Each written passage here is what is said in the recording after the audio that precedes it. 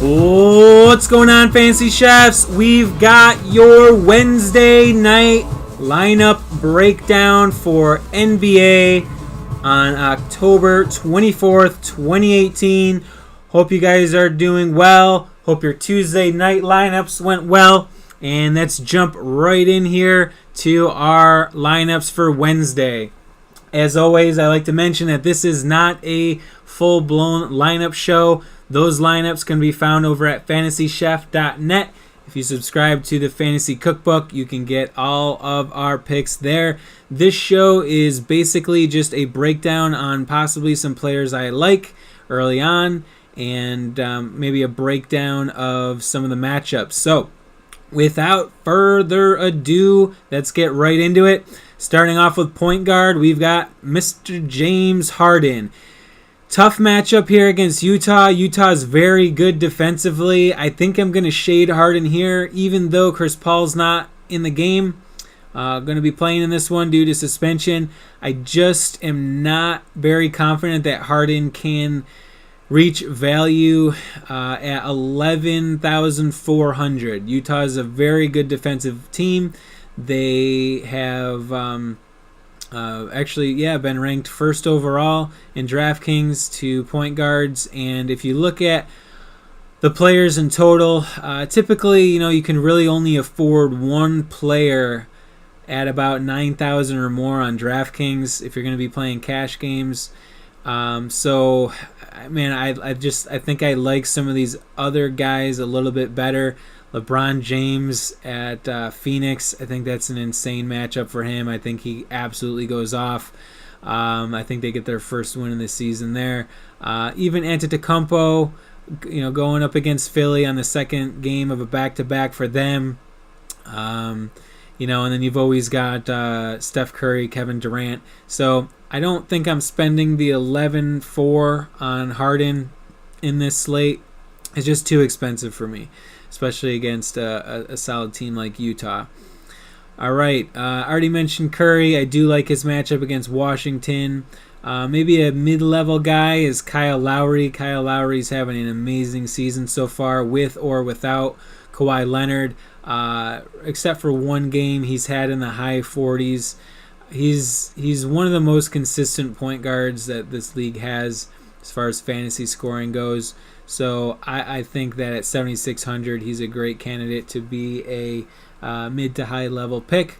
One guy I'm shading, I think, is going to be Zach LaVine. I think at 7,400, he's just too expensive. The only thing this guy does is score, and if you look at his field goal percentage, it's really insane right now. It's over 60%. I don't think that. Oh, actually, let me get you the real numbers. I think for the season he's over 60%, but yeah, you look at his last three games, 73%, 57, 57. These numbers are going to go down. This guy shoots, I believe, in the low 40s on his career. At 7,400, it's just too much of a risk for me for a guy that only scores to get most of his fantasy points. If you look here, low rebounds, low assists, and low steals. So really, you're relying on the scoring, and right now he's red hot, and I'm just nervous to invest the $7,400 into that. All right, who else maybe on a lower price point here? A guy that I've been picking quite a bit is Fred VanVleet. This is a guy that is getting some really modest points for his salary being sub 5,000. He's in the mid 20s here. He's a good guy to carry some lower priced points here. I know he did have the dud a night ago, but he didn't quite get the minutes here in the blowout loss. I think that that turns around in the next game. Maybe if we want to go really low, TJ McConnell's a good pick because Ben Simmons should be out in this game again with back issues. Obviously, keep your eyes on the status of Ben Simmons, but I think McConnell can come through in a big way. And we'll switch over to shooting guard now. Some of the same players here are going to show up for shooting guard. If you're a new DraftKings player, They are one of the only DFS sites that does multiple positions. It's kind of a pain to build a lineup that way, but I guess it does give us a little bit more flexibility. Jimmy Butler for 8,100 I think is a steal. He will draw Kawhi Leonard in this game, but I really think that Jimmy Butler is matchup proof at this point. Butler has really shown that he is an elite talent in this league year in, year out. He gets to the line constantly. He's going to get you solid rebounds for a small forward. He gets you a crazy amount of steals. He already has 9 steals on the season in 3 games. He should be decently rested since he sat out a game over the weekend. So I think Butler is a good option there. Like I said, I think I'm fading Zach LaVine. Who else do we have here? Josh Hart. Josh Hart's a really solid pick, I think, here, going up against Phoenix, who defensively is one of the worst in the league. Josh Hart's getting tons of minutes. He seems to be the favorite pick over Caldwell Pope, KCP. He has 20 points in 2 of his 3 games. He had 10 rebounds last game. His numbers are a tad inflated here for the last game because this one went into overtime, but I really like Josh Hart as a solid, cheaper option. 5,800 to get value on him. I think he definitely surpasses the 30-point mark to get that. JJ Redick is a sneaky little pick here too. You know, he is coming off of that 40-point game 2 nights ago. We don't have the tally for what he's going to have Tuesday night as we're recording this a little bit early, but without Ben Simmons and with the shuffle to the backup point guards into that role, Redick steps into the starting shooting guard role, and I think he can probably light up the scoreboard to maybe 20 points or so, and probably come through for maybe 25 to 30 fantasy points at $5,500. I think that is solid risk. Maybe we go down here to some super duper cheap guys. McConnell is shooting guard eligible as well. Cameron Payne's a guy that could be a GPP pick. Chris Dunn is out again with a knee injury, I believe. You look here, when Cameron Payne gets minutes, he puts up numbers. So maybe a good GPP pick for Payne. He is going against Kemba Walker, who is pretty solid defensively. So I think that's why Payne doesn't get the cash play nod. I think he's probably just a GPP pick. All right, one of my favorite picks in this slate is Giannis Antetokounmpo. I think he probably comes out and puts up some solid numbers against Philly on their second back-to-back. LeBron James, absolutely love LeBron James in this game. Draws Phoenix. LA is bad enough where I don't think that this game is going to be a blowout, especially on the road. It could be, but LA is still trying to find their way, and Phoenix has enough scoring, I think, that they can keep up. At least keep it within 10 to keep LeBron in the game. This LA team is also looking to get their feet grounded. So maybe if this is a blowout, they still roll with James just to kind of get some minutes acclimated to this team. Kevin Durant, what do you say? He just is solid all across the board. A bad night here against Phoenix, but that game was a blowout.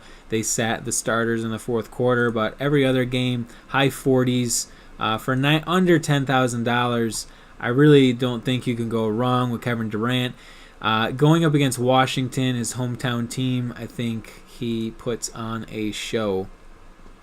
All right, maybe some lower end guys as well. Magruder is a solid pick.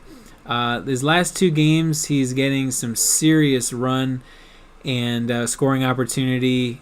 The field goal percentage is a little inflated. That will come down. The 3-pointers that he's putting up right now are probably a little on the high side.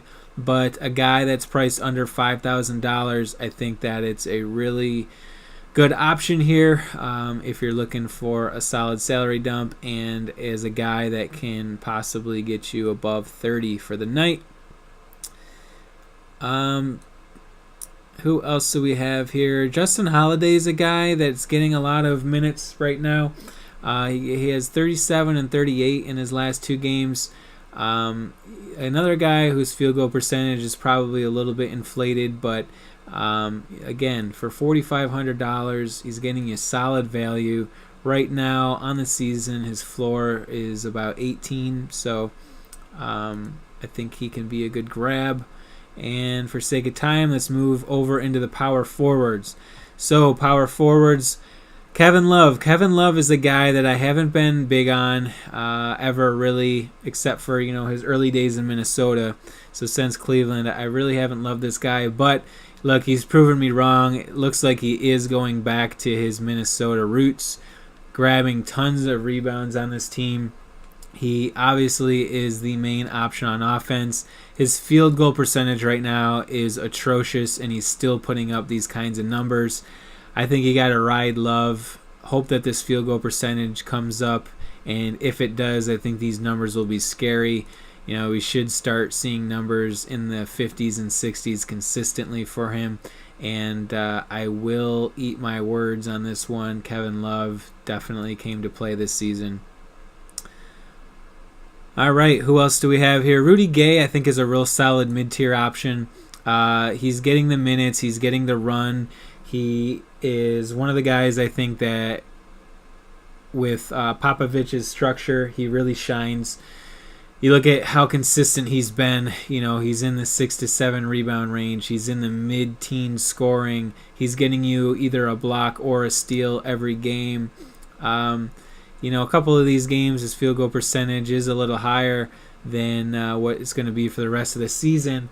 But, he is playing power forward, and in the Spurs system, you're going to get good looks. So I think that Rudy Gay continues to be a good option. If we look at a really cheap option here for DraftKings and for the power forward spot, I really like Jay Crowder for the Utah Jazz. He's getting starter minutes. He is showing the same type of stats that he was getting over in Boston, over with the Celtics a few years ago. I think that he's a guy that again, for $4,800, you're going to be guaranteed at least 20 points. He's playing starters minutes. You can't find many guys under $5,000 that are going to give you 33 minutes and over 20 points a game. So Jay Crowder is one of my better picks. All right, for center, the last time I picked Ayton, he kind of bit me, right? Against Denver, he had a tough game. This was Jokic's crazy, 80-plus point game. I don't know if we can throw this one out for Ayton. Obviously, as a rookie, we're not quite sure where he's going to lie, if he's going to go up or down. But he does draw LA, who does not have a pure center. If anything, they may roll out JaVale McGee to guard Ayton. I don't think LeBron's going to guard him at 7 foot tall. I think he's a little bit too big for LeBron, but who knows? Either way, I think Ayton could be a good GPP play. I think a lot of people might be scared off by the LA matchup just because LeBron's there now. Enes Kanter, I think, is a good pick going up against Hassan Whiteside in Miami. Whiteside typically struggles against more athletic bigs like Kanter, a guy who has some good footwork. So like Kanter to continue his solid season. And I guess if you're looking for a cheaper play, we've got Jaren Jackson Jr. Now, JaMychal Green has been ruled out for, I believe, at least 6 to 8 weeks because he has a broken jaw. And Jaren Jackson Jr. is going to step up. Now, I think he already was in the starting role, but he was sharing minutes with Green. I think he steps up and probably gets somewhere into the mid-30s of minutes. And this is a guy that is a stat stuffer. He's going to get you rebounds. He's going to get you points. I think he probably, going forward, averages a double-double. He's going to get you either a steal or a block a game or multiple, as you've seen so far this season. I think at $5,400, he's going to be one of the higher grabbed guys. But I think you might possibly sneak out that pick against the casual player. They're not going to really know this guy's name, so look for him in your lineups.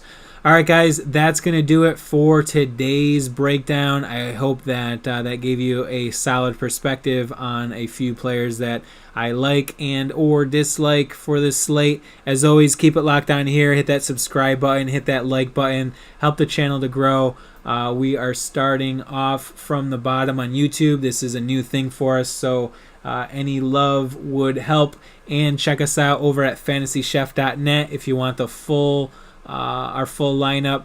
Like I said, it's only $4.99 for the basic subscription and $9.99 for the full. So I would love to have you guys as customers. I always love to take personal DMs or Q&A on Twitter or anything from our subscribers. So if you're looking for all of that, head over to Fantasy.Chef.net. All right, guys, good luck with this slate and take care.